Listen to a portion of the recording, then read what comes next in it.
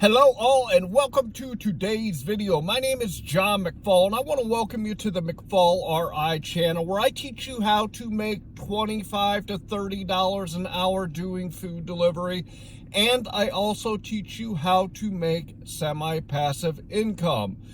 Today, I want to talk to you about 4 different things that you can do to stop wasting time when you're out here doing food delivery, because the most precious thing that we have is our time. And if you waste it, you're going to earn less dollars per hour and dollars per week, and your overall income is just going to be lower. So today, I want to give you 4 tips that you can do to stop wasting as much time while you're out here doing food delivery so you can make some more money.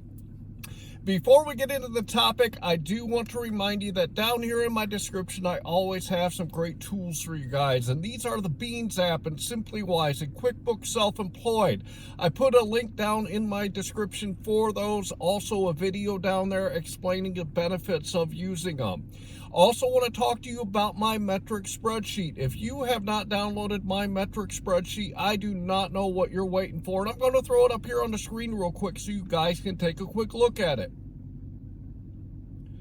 If you look at the left-hand side, you're going to see I always put my start time and my end time. This gives me the total hours that I've worked. I also put in the miles, and then if you head to the right, you'll see for each individual app, I put the amount of dollars that I've made, the time that I worked, along with the number of deliveries. Then head to the bottom and you'll see it calculates out what your average dollar per hour, dollar per mile, and your average per delivery. If you want to know how well you're doing when you're out here doing food delivery, the only way that you can is to keep track of your numbers, and this will allow you to see where you need to improve. So head down into my description and go grab a free copy of it for yourself. And with that, let's get into the topic. The first one I want to talk to you about is something that I have talked about in a couple of other videos, but this is sitting just waiting for the right order to come in on your phone. This is a big no-no, because even if you sit and wait for the best order to come in on your phone, you could be missing out on a lot of money because you are declining so many orders that you sit and wait for the right order to come in.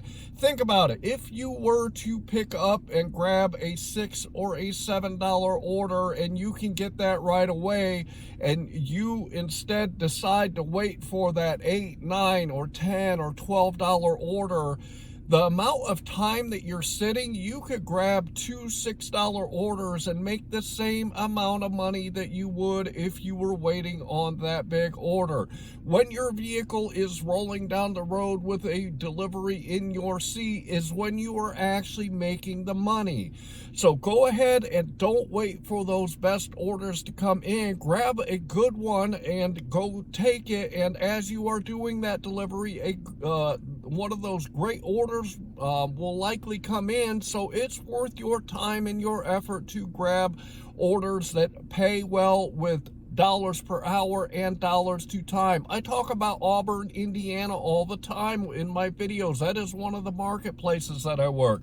When I'm up in Auburn, I consistently grab $5, $6, $7 orders because I pick the ones that I can take really quickly with short distances so that I can take 5 or 6 of them an hour and I can still make my $25 to $30 an hour.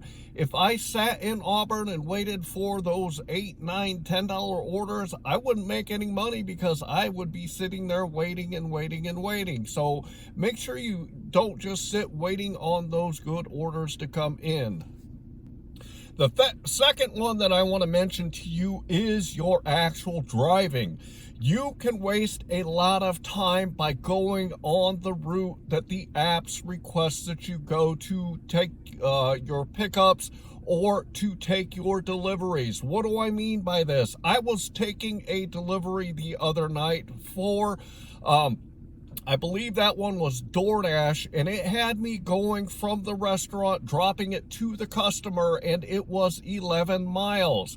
It was 11 miles because it was going down the freeway, and When I was going down the freeway, it was 14 minutes. If I went in town instead, it was literally 1 minute more. It was 15 minutes, but the miles that I drove were about 7. So because I decided to change the route and go my way rather than the app's way, I reduced my mileage by 4 miles on one order. When I get order requests and I pull up the map, I take a look at what the map shows me, and if I know a quicker or a better way to go, I will do that all day. And although it took me 1 minute longer because I did not drive the extra 4 miles, that saved me on gas money. So it actually ended up being pretty break even as far as what the actual cost and the pay was for me to save that 1 minute. So always look at the maps and don't always rely on what they give you, because they might send you the quickest way, which might be the longest way also. The third one I want to bring up to you is also driving, and this is knowing your marketplace better than anybody else. You will find a lot of times, especially when it's a rush hour or there's a lot of traffic out, the roads are really, really congested. So what can you do to save time when you're driving in this type of driving situation? There are a lot of times when I'm out doing food delivery and I will either take back roads or I will go through parking lots, especially at the mall. I will go through the parking lots rather than driving on the main roads that are so congested with traffic that it just slows you down so much. And I can get from point A to point B by going through my shortcuts that I know, because I understand where to go in my marketplace because I've been working it for so long. So make sure that when you're out driving that you learn how to navigate your marketplace so that you can save having to wait in traffic, and you can get done quicker so that you can save time, and this puts more dollars in your pocket also. The fourth and the final one that I want to talk to you about today is at the actual restaurant. When you get a request, there is an expected pickup time, and you should be able to get to that restaurant and pick up the order within just a few minutes of arriving at that restaurant. If you've been doing food delivery a while, you know that this doesn't happen some of the time. Some of the time you have a request and it tells you what that anticipated pickup time is, and it might take the restaurant 10 or 15 minutes beyond that to get you the order that you're there to pick up. DoorDash, Uber Eats, and GrubHub, they do not know how busy the restaurant is, and when they send a request, they have an anticipated pickup time based on what they think that time is going to be. They're not actually there, so they don't know how long it is going to be. As I always talk to you about, make sure that you keep track of your completion rating and that you do not go below 85%. The cutoff on DoorDash, they tell you you're going to have a problem at 80%. So I always keep my completion rate at 85% or higher. If I notice that it is getting low, I will take orders and not give them back no matter what, just so I can climb that back up. However, when I pick the orders, when I'm in that situation, I go to restaurants that I know I can get food quickly at, so I can get right in and out.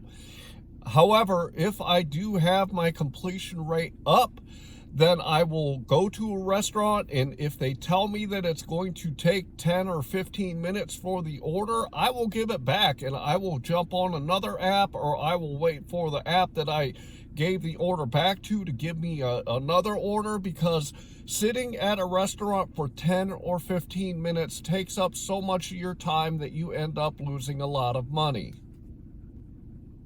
As I've talked about in a lot of my videos, we are out here doing food delivery, and the biggest thing that we are trying to overcome is the dollars per hour that we are making.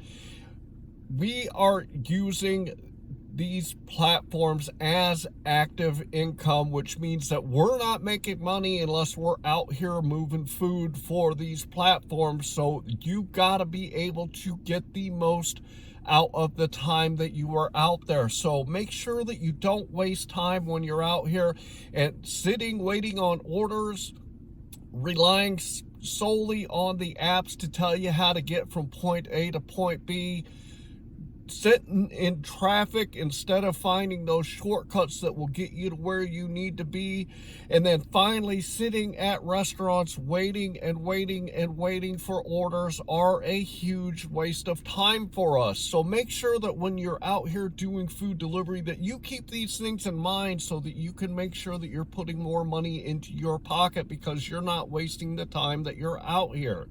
I really hope that you enjoyed today's video and got a lot out of it. Wasting time is a big issue in food delivery. We all know it, and there is things that you can do to control it.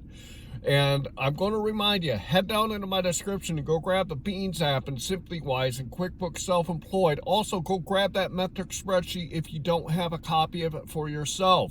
I'm also going to ask you to like this video and subscribe to my channel so you can continue to get the great content that I pump out, because I am always teaching you new things and things to make it better for you when you're out here doing food delivery.